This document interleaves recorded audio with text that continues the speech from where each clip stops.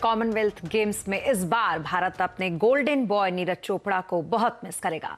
इस बार माना यह जा रहा था कि भारत का एक गोल्ड जेवलिन में तो पक्का ही है, लेकिन चोट की वजह से अब नीरज चोपड़ा इसमें हिस्सा नहीं ले पा रहे हैं। दरअसल वो अभी हाल में हुई विश्व एथलीट चैंपियनशिप में चोटिल हो गए थे और इसलिए उन्होंने राष्ट्रमंडल गेम्स में शामिल नहीं होने का फैसला किया है।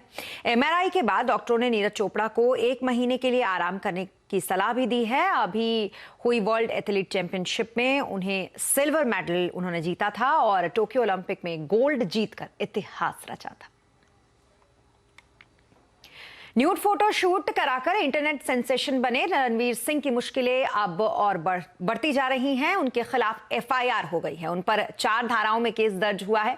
उन पर महिलाओं की भावनाओं को आहत करने और उनकी गरिमा को ठेस पहुंचाने का आरोप लगा है। रणवीर सिंह के खिलाफ जो धाराएं लगाई गई हैं उनमें आईपीसी की धारा 292, 293 और 509 है। साथ ही आईटी एक्ट की धारा 67A भी शामिल है, जो गैर जमानती है। तो अगर वो दोषी पाए जाते हैं तो उन्हें 7 साल तक की सजा हो सकती है।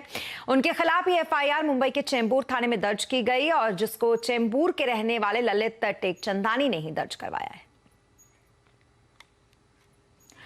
गुजरात के बोताड़ जिले में जहरीली शराब से मरने वालों की संख्या बढ़कर 28 हो गई। इसके अलावा अलग अलग अस्पतालों में कई लोगों का इलाज चल रहा है। मरने वाले ज्यादातर लोग बोताड़ और अहमदाबाद ग्रामीण इलाकों के हैं।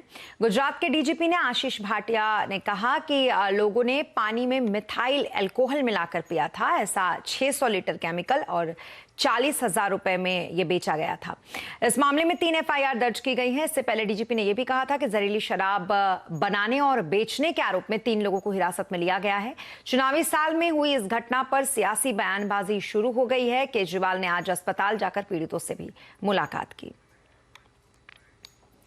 23वें करगिल विजय दिवस के मौके पर राष्ट्रपति, प्रधानमंत्री, रक्षा मंत्री समेत तीनों सेनाओं के प्रमुखों ने शहीदों को श्रद्धांजलि अर्पित की। राष्ट्रपति द्रौपदी मुर्मू ने तो अपना पहला ट्वीट करगिल के वीर सपूतों के नाम लिखा कि सभी देशवासी उनके सदैव ऋणी रहेंगे। वहीं पीएम मोदी ने भी ट्वीट कर श्रद्धांजलि दी और दिल्ली में नेशनल वॉर मेमोरियल पर रक्षा मंत्री और तीनों सेनाओं के प्रमुखों ने वीर शहीदों को श्रद्धांजलि अर्पित की। हर साल 26 जुलाई को करगिल विजय दिवस के रूप में मनाया जाता है। 1999 में आज ही के दिन करगिल की पहाड़ियों से पाकिस्तानी घुसपैठियों के खिलाफ भारतीय सेना का ऑपरेशन विजय पूरा हुआ था। और इसी के साथ इस बुलेटिन में फिलहाल इतना ही। आप बने रहें सीएनबीसी आवाज के साथ। नमस्कार।